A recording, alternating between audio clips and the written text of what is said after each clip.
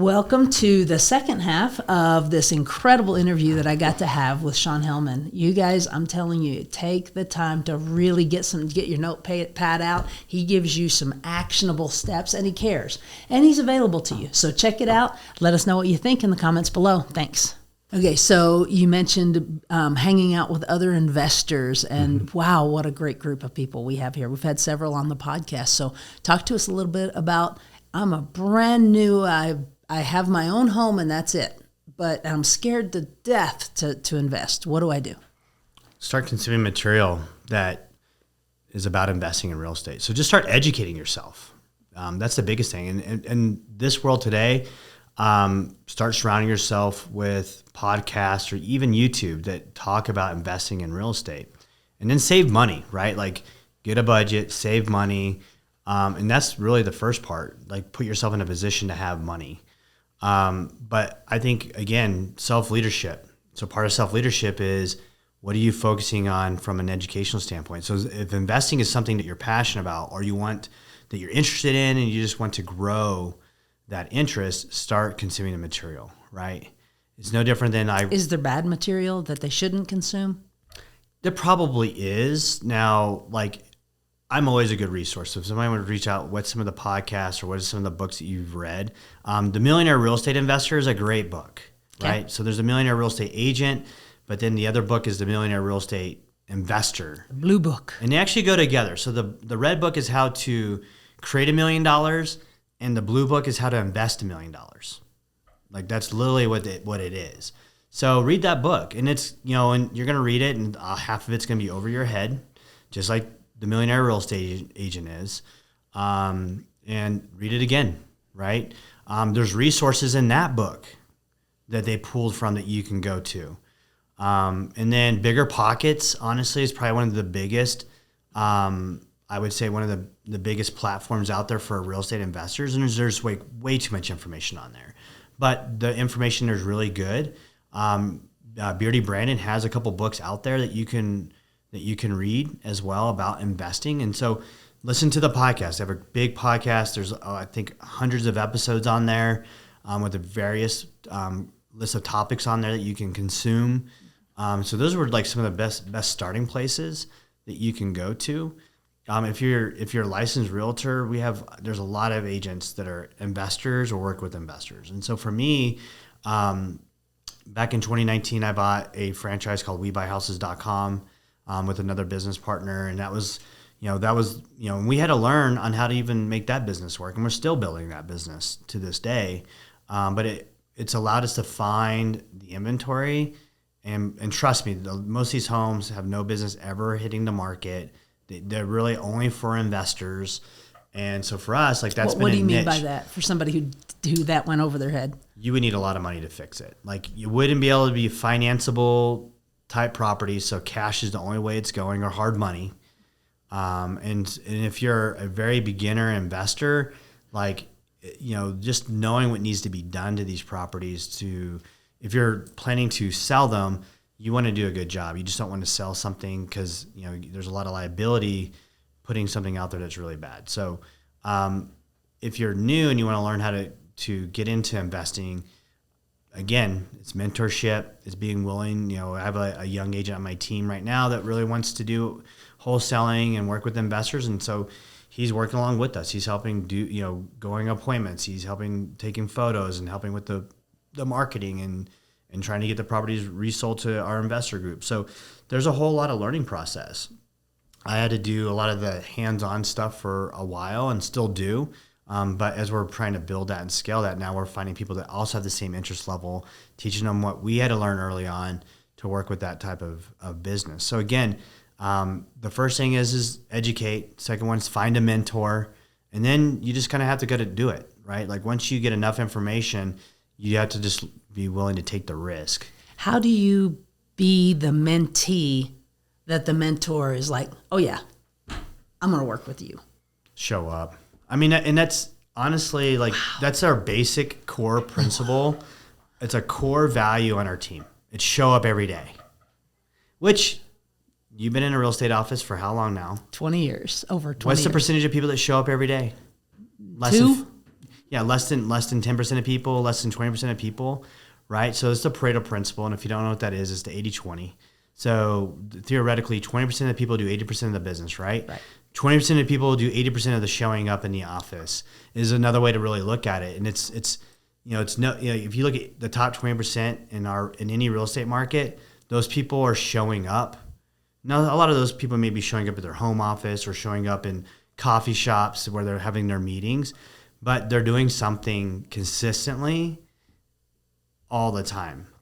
And I've been in Keller Williams now for almost 9 years, and the amount of people that have come in and come out, and it's the ones that show up and they stay showing up even when they're not having anything going on or when they're not doing anything.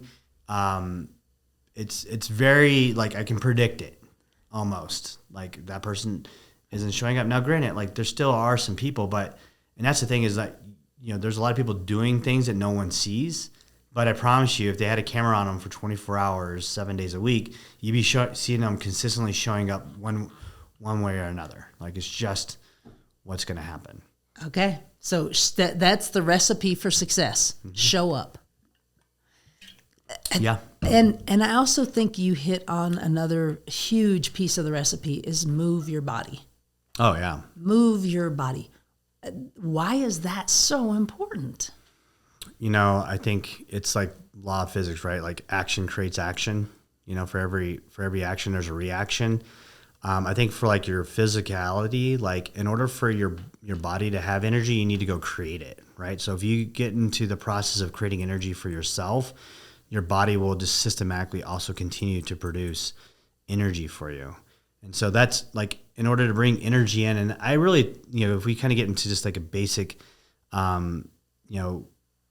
I think from a manifestation thing is if you bring in positive energy and you have positive thoughts and you do positive things, like you're going to get more of that back. But if you are docile, right, you sit, you don't do anything, you come in your office and you sit in your chair and you do nothing, and then you do nothing with a database, like you just get more of nothing, right? And people just think that if I repeat like 10 sentences of an affirmation or like that it's just going to happen. And I think you have to get yourself out there and do it. And I think going back to every day moving your body for 30 minutes, 45 minutes, and it doesn't need to be that hard. Just walking for 30 to 45 minutes a day is super impactful. Most people don't even do that, and so just doing that consistently helps too. So just getting your body moving, because it also gets your mind moving too.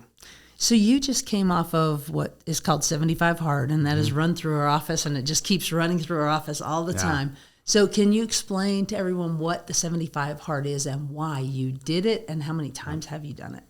So 75 Hard, it's a challenge, and the basic challenge is you have to have 2 45-minute workouts a day. One of them has to be outside.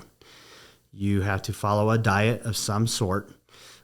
You can't drink alcohol, can't have a cheat meal. You need to drink a gallon of water a day, and you need to read 10 pages, not an Audible, but you have to read 10 physical pages of a nonfiction book a day.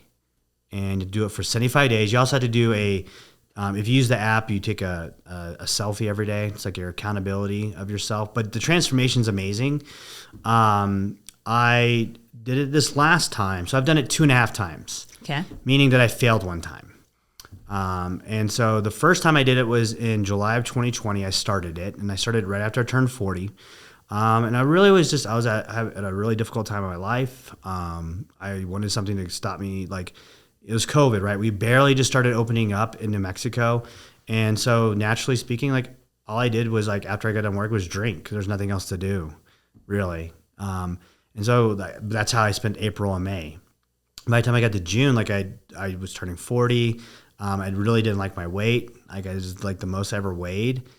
So I ate really bad. I was home a lot, and I was eating bad, and I was drinking, and it wasn't like it was out of hand drinking, but I drank, like out of boredom. And so I said, all right, I need to eliminate alcohol. I want to lose weight. And I've always been in some form or fashion. I like to run. I like to be active, but like anybody, it's hard to be consistent with being physical, especially as you get older and you have kids and you have a business. It's like your personal physical exercise regimen becomes like fifth priority. I wanted to bring it up. So I did 75 hard during that time. I lost 24 or 5 pounds that first time through. Felt great. And I got myself to where I was running again, like at a pace and at distances that I was happy with. So that was the first time around. And that kind of never really lost that from the first time I did 75 hard. So I stayed mostly consistent. I actually ended up in 2021, I ran a marathon. Good job. My first marathon. I always done halves and 10Ks and 5Ks, but never did a marathon. So I did a marathon in 2021.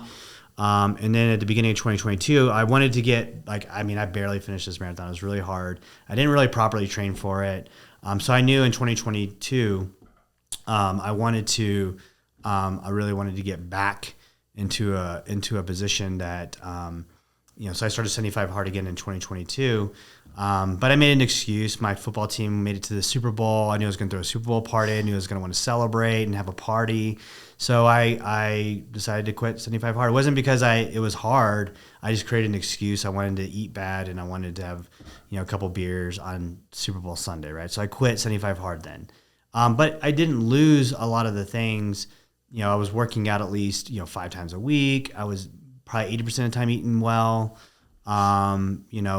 But coming into 2023, like looking at 2023, I wasn't really sleeping that good. And so one thing that I learned from my mastermind that I did in 2021 to 2022 was how important sleep was. But I could feel it. Like when you're running a business and you're leading a team, you want to bring energy. So going back to that energy thing, like if you don't get quality sleep, it's really hard to come with that energy level that the people that are in business with deserve, or your clients or the things that you're doing. And I was trying to run 2 businesses. But at the same time, one thing that was a goal in 2022 that I didn't complete was I wanted to run a triathlon, an Olympic triathlon. And so for me, I wanted better quality sleep and I wanted to level up my training regimen in order to train for a triathlon. And so that's why I inserted 75 hard this year, is because that was my 2 big takeaways that I wanted to do. And so I have got myself in the best shape that I've ever been at. I got me down to weight that I haven't been since I was 22. Wow. So 20 years later, right? So sleep was great. And I was, my exercise, when I go either to the gym to lift, or if I'm swimming or if I'm running, I was performing and feeling good during those workouts, better than I ever felt before. And so that was the whole thing that I wanted to experience from 75 hard. Wow. So now that you have completed it, what is the next big goal for you? So in June in Santa Rosa, they have an Olympic triathlon there. And so that's going to be the goal. Okay. Is to compete into that triathlon. And what is that? What are the 3? So an Olympic triathlon, you do just short of a full mile swim. 4 mile? No, 1 mile. Did I say 4? Oh, full mile. Full miles. Yeah. So it's like 750 meter swim, which is full. I think it's like 1,200 meters is a mile on a swim, and so it's less than a mile swim. Then you have a 28-mile bike ride, and then you run a 10K. And so you got to put those 3 things together. Like a good time is something sub 2 hour, and so there's a lot of work that you got to do there. And so I just at least want to experience that once, and then we'll see what the next thing's going to be from there. I do want to try to get another marathon in this year as well. And so those are all things that are important. But, again, and coming back, big takeaways from 75 hard is it's minimizing bad things, right? So the takeaway here is allow cheat days. You don't have to totally completely remove yourself, but you have to have a certain level of discipline. And so 75 hard, it's more of proving yourself that you can be disciplined enough, right? And people start it and don't complete it from time to time. Totally get that. It's hard to stick to a workout routine or to stick to a diet. And then you try to put it all together in one big challenge for 75 days. It's tough, but I can tell you there's some hacks that I learned through it is there's a lot of non-alcoholic choices out there. So if alcohol is something that you're man, I went to a conference, I traveled, I went to a lot of different types of celebrations, and you can pick a non-alcoholic choice. that honestly you don't suffer the consequences from. It doesn't, I think one of my posts was that alcohol is like an energy taker. It doesn't add any energy to you, right? Like, and often it's bad calories for you anyways. But a lot of the non-alcoholic choices out there are low in calorie intake, and you get like the taste if that's something that you crave. Like I actually like the taste of beer, so like it's kind of a hard thing to abstain from time to time. But then also you can do a lot of walking as an form of exercise. So going back, like I think it's super important to walk a lot, and so actually like today, like I didn't. Going back to my routine, I did not work out this morning, but at lunch, I'm going to go for a walk today, even with whatever the weather's like today. That's one thing I learned with the 45-minute gear. You have to do one exercise outdoors, and I just did it during the winter, right? There's no such thing as not being able to compete it, and most days, like you can get out. There's no excuse for you to get out. So I intend on doing a walk today and probably a swim this afternoon, late afternoon. So you have to talk to yourself a lot. Yeah, you do. Everybody has mind chatter, right? Everybody has mind chatter of like, oh, I can just do it this time, or I can do it tomorrow, and I think you just got to learn to say no to. Everybody has that. Even the most high achievers have that little voice in their head that tells them not to do it. So just your mind. Were you at that family reunion when Ed Milet said that, was that why when he told his friend that I think that you're neglecting your family because you're not going for your goals and your dreams? How does your family fit into this crazy world that you've created? That's, so now like one of the reasons like with 75 Hard in 2020 was like basically like I was basically starting a divorce. And so like I having gone through a divorce, it makes you really value the time that you get. So for me, I have my son 50-50 custody. And so it's just being present. It's really trying to be present when you can. And also show good habits. My son goes to the gym with me, like there's childcare there. So he sees me go to the gym and I, and talk to him about the importance of exercise and being committed to things. And so you can use it as an example. In a sense, my son's been in a lot of houses. Like, it's like he's either going to grow up not liking real estate, or he's going to be in real estate, or he's going to understand the importance of real estate. One of those three things are going to happen. I tend to think he's going to value real estate, whether he's in it or not. I'm not going to force my career, my business on him. But he actually likes the construction process. He's seen me remodel a couple of properties now. He's seen a lot of my clients remodel properties. And so he's been around construction, and I think it gets him interested in that process. He likes to see things. I think he's going to be like an engineer though, in a sense, like, but he likes to see how things work. He likes to see things come together. So he's just been exposed to a lot of those things. So I think that's kind of the fun thing.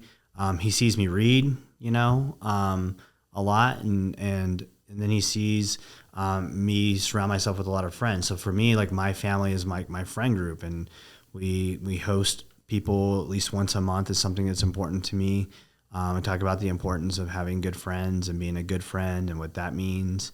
And then he sees how I try to interact with like my stepkids and with my ex-wife and the importance of having good relationships. Those are things that you have to work at, right? Like any relationship in this world, like you have to work at relationships. And so I think that's the thing that I try to teach him too, is that, in order to be a good friend or, a good dad or be a good business partner, like you have to work at it. You have to, offer value and not expect anything back in return. How important are relationships in your success? Really important, friendships are really important. Obviously people that are on my team that trust me to lead a team is very important. People that have been on my team that are no longer on my team. I mean, my business partner in my We Buy Houses business is a former team partner, and we started this business together. We still consider him, one of my closest friends. He's like a brother from another mother, basically. I have friends all around the country. I think that's kind of the benefit of being, raised in the military is that you learn how to make connections with people, but also keep, relationships. And it's not that I I'm part of their day to day, but we connect every once in a while. It's the reason why I think I'm more present on social media. Is it's my way of like putting out on how to be connected with my friends from all around the country, and because a lot of my friends moved after high school as well, or after college as well, into different parts. So there's very rarely is there a state or city that I could travel to that I don't have a friend in, which is also kind of a cool feeling. So like relationships are super important, and so some people are going to come and go. Is learning how to accept that. I think that's the thing about being raised in the military that you become accepting of is people change. Things become, I remember in my 20s watching people get married, right? Like, and that changes the dynamic, right? And then they start having kids and that changes the dynamic. And it's just learning how to understand that. And then it becomes easier when you start experiencing those things personally, right? When you get married and when you start having kids. And so I think friendships are going to evolve, and they're going to evolve again, right? Their kids are going to leave the house, and you're going to be an empty nester, and then that friend group is going to look a little different. So I think it's learning that, sometimes friendships come and go, on closeness. Doesn't mean like don't have to be not friends, but, by being aware of who you allow into that circle too. Again, going back to you're the sum of the 5 people you spend the most time with, like, why are those friends leaving and why are these friends going? And I think I saw a quote like, for me, it's, I want to be surrounded by people that are always trying to grow. They're always willing to give back. A lot of my people that I hang out with happen to be business owners or are in the real estate space. But oftentimes not all of them. Some people, we're friends because we have the same interests, right? Like we like to go golfing, or we like to go snowboarding, or we're into fitness, So like, again, like I think you can have multiple different types of friend groups. Just pay attention. Are they positive? Are they not positive? And that's always just a good sign to pay attention. Being awareness is super important. Can you ever have enough friends? No. And I think, at the end of the day, like one thing about me is I'm always willing to, like, especially like in our office, I'm always willing to contribute or offer advice. And same thing, like, I mean, if you're somebody that I know, I'm always willing to be somebody that's willing to listen or can be a friend or come from an understanding. That is so cool. It's one of the things that I love about KW. Why KW for you? I had reached a part in my business where I was trying to build a team. So I kind of hit a ceiling, and I had been masterminding at that time for like 2 years. I was going to Charlotte, North Carolina twice a year in a mastermind. And prior to that, I was in a different mastermind that was in Dallas a lot. With that being said, there was like a third of the people in that mastermind were independent, a third was with Keller Williams, and a third was with RE/MAX. Like that was kind of the average mix. And I would talk with the Keller Williams agents, and everything about the company was about team building, and it was set up for teams. They really were like the creators of the modern day team and how teams function today, right?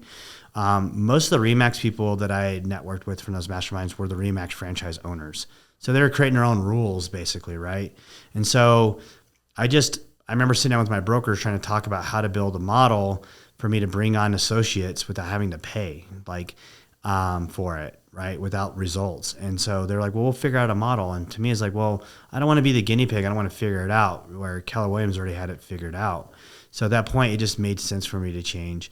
I had been, had a lot of friends in the country that were with Keller Williams. And then, I was friends with a lot of the local Keller Williams agents at that time. And so I just said, if I don't at least go explore this opportunity, and the only way to do it is to go, then I'll never know. And if it doesn't work, then I can decide what I want to do from there. But I've never looked back. It's led me to other opportunities. It's led me to being an international ALC member with our company. I've traveled on a regional level to Dallas and got to meet with all the top agents within our region. Consistently got exposed to a lot of really great agents, really great businesses, relatively quickly. And the thing about Keller Williams that you learn, and we saw it, it's where entrepreneurs thrive. It's really true. Like the first time I ever went to a Keller Williams event was Mega Camp in 2015, and quickly you learn, man, a lot of these people, real estate's one business, they have other businesses. And so it's different thinking. It's entrepreneurial mindset first, real estate second, where I think it's opposite in most companies.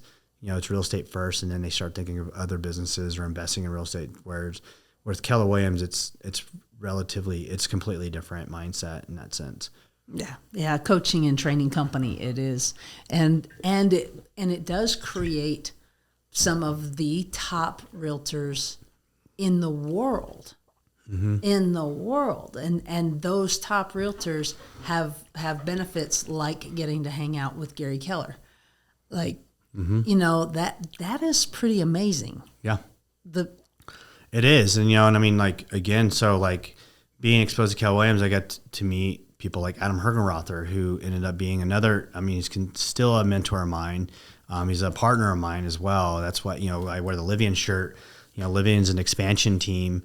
And really, like, the best analogy is it's like a franchise mega team, right? And so there's a lot of, going back to leverage, there's a lot of things that I learned with building a business that you could just leverage out. And so expansion's like, I can leverage operations, I can leverage marketing, I can leverage all these other things that I can just focus on recruiting agents for my team, helping train agents on my team more efficiently, retaining agents more efficiently, but also maintaining and growing my level of business. And so I gave up my brand. I mean, that's probably the only biggest change that happened, but everything else has been supportive and ultimately leverage. And it's really been proven to me as well. Like, I changed operations coordinators, which is like a form of an assistant for my business at the beginning of 2022. And I didn't really have to train her.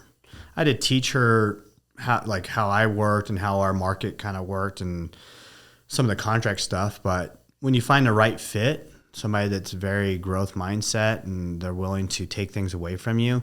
And that's who I have in my operations coordinator. But all the training on systems and tools and all these other things, I didn't have to do. I had ultimate leverage in that standpoint. So that was one of the key benefits there. And then, I mean, and there's a whole plethora of it, but ultimately, again, you're some of the 5 people you spend most time with. We have some amazing CEOs that are partners with us all around the country. And our Livian platform is growing really quickly. I think we're in over 40 states now, over 50 markets. And so it's a really great experience. And I would have never been exposed to that concept of expansion. And for most people that don't even understand what it is or how it could benefit their business, you're seeing big teams merge with expansion groups. So there's Livian, who happens to be my expansion team. But there's also Place. That's another huge expansion team that's growing. And there's other ones all around the country that are growing, because what agents are realizing with their teams that they either have to be the creator of all these leverage pieces in their business, or they could go into a platform like a Place, like a Livian, and they can really exponentially grow their business and not have to get in the weeds of how to do that. And again, it kind of goes back to the individual agent that wants to do everything. And it's like, well, you can do that. And it's just going to be a different process. And some of it's good and some of it's bad. It's the same thing on a team level. There's a lot of people that want to build a team and start a team. And it's hard. It's literally the hardest thing you'll do in real estate is being a leader and building a team. It's really hard. Preach it, brother. Preach it. Yeah. I'm a recovering QB, and I have a team, and it's wonderful when it's right. When it's right, and the team is all on board, and you do have all growth-minded people, that you can do so much more together. Well, and I'll tell you, part of my story too, again, talking about vulnerability, is in going from 2021 to 2022, I really questioned having a team. I'd had a lot of people leave that weren't really good fits. They weren't bought in. Our standards were pretty weak, if I'm being perfectly honest. I wasn't holding people accountable to the level that I needed to. So as I went through self-leadership on how to grow and be a better leader, I decided to go all in and rebuild my team, which I did all of 2022 and continue to do. But I don't think your team's ever done, when you're building a team. And so, I did it differently. I did it with people that I wanted to be in business with, which it sounds weird, but when, some part of the failure is sometimes you bring people on a team that aren't good fits. And so you had to learn that failure. And then there's some people that they say they want to follow your standards and then they don't. And I was kind of like a nice guy, and that doesn't work either. And so I had to learn like what it took to be harder and to raise standards. And again, going back, like our standard on our team is you show up to the office every day, Monday through Friday at 9:00, and there's some exceptions. Okay. So we were talking about leveraging everything out. Yeah, I was just kind of finishing on like rebuilding my team and how that's a continual process. So one thing that, really the second half of last year, we just got way more strict on accountability. And we really, and a lot of it came from the leadership and direction of Livia. One of the benefits of being a part of an expansion group is some of the leadership and some of the things, like we were able to take some of the best pieces from some of the biggest teams in our group and implement it into our business. And whether that's in leadership and accountability and systems and marketing, we get to find what's working the best for other teams and bring it to ours. And that's the cool thing about Livian. And the cool thing is I don't have to do all the implementation on it. Now, on a leadership standpoint, I do have to do the implementation of that. And so one of the things that we started in September of last year was we call it the production playbook. And it's 4 core components to it. And the first one is showing up every day. And for us, our huddle's at 9. In the huddle, we're sharing gratitudes, we're sharing our intentions for the day. We're covering maybe some type of topic. We might be doing some script role playing, talking about anything that's happening on our team. Like it's just, it's a 15-minute huddle. It's like the football team calling the play for the day, right? And then the other forms of showing up is if we're going to do some type of networking or social. Like I actually did a team barbecue a couple of weeks back at my house. It's showing up to simple things like that. But like that one's pretty easy for people to show up to. We had the entire team at the awards banquet, right? That's showing up in the company. And then even the team meetings in the office, it's showing up to the team meetings. So showing up is being present in the office, being present in the business. And then it's, the second thing is lead generating 2 hours a day in the office together as a team and adding one person to the database a day. That's it.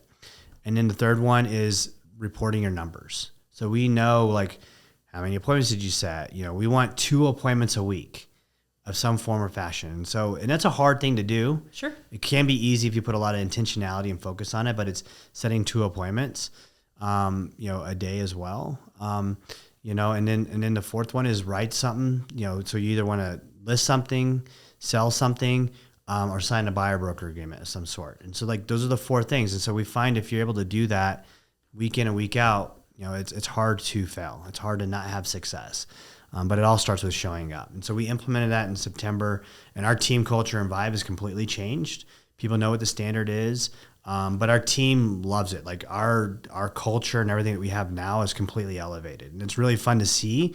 And now we've been able to kind of slow down a little bit from the recruiting aspect because we're aware of the culture that we built, and now we're kind of protecting it. So people that we're looking at, we have them come audition. We have them come shadow us and seeing if it's an energy or thing they want to be a part of. Because again, like our clear standards, we have the 4 things that we expect you to do. And this is what it looks like. And it's different than how other teams position themselves, but again, we want people that are going to be committed, and it's going to be really hard. I mean, I think we're in the hardest market that people aren't ready for, and it requires you to show up a different way. Absolutely. I cannot thank you enough, Sean. Thank you very much. We'll put all your information at the bottom. So, guys, Awesome. If you have any questions for him about investing, about Livian, about any of it, feel free to reach out. He's a great guy. Obviously, I like to talk, and talk business and talk real estate. So, absolutely reach out to me. I'd love to help any way that I can. I get more value from sharing and helping people than anything else. Thank you. Appreciate it.